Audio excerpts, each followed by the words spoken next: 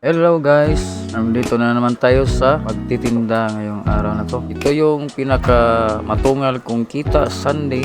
Alam mo naman, yung vendors, weather lang kasi uulan tapos iinit na naman. Andito ako ngayon sa barangay Lapu-Lapu, Butuan City. Ito yung lugar na walang parking area kasi maliit lang yung daanan.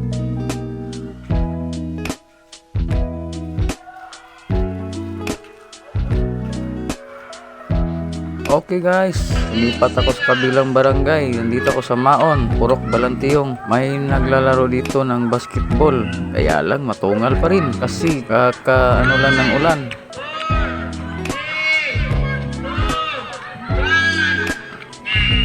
Oh, meron pang nag-ice cream dito kasama ko. Oh, kita niyo naman yung palibot, syadong matungal kasi darating na yung nila, pista dito.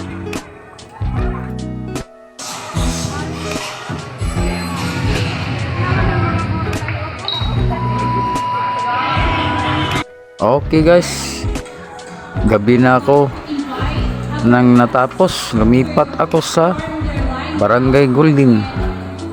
Kahit matungal, may program naman dito sa kanilang basketball court.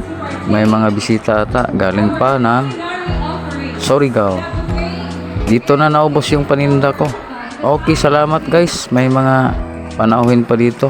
Kahit matungal, naubos pa rin kasi lumipat ako ng ibang barangay.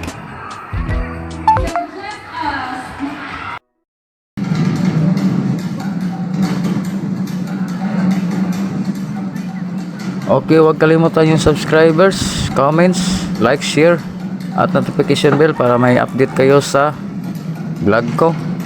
Salamat naman guys sa mga subscribers ko na patuloy sumusupport. Sana suportahan niyo pa ako para achieve natin yung pagtulong din sa kapwa-tao. Yun yung hangarin ko guys.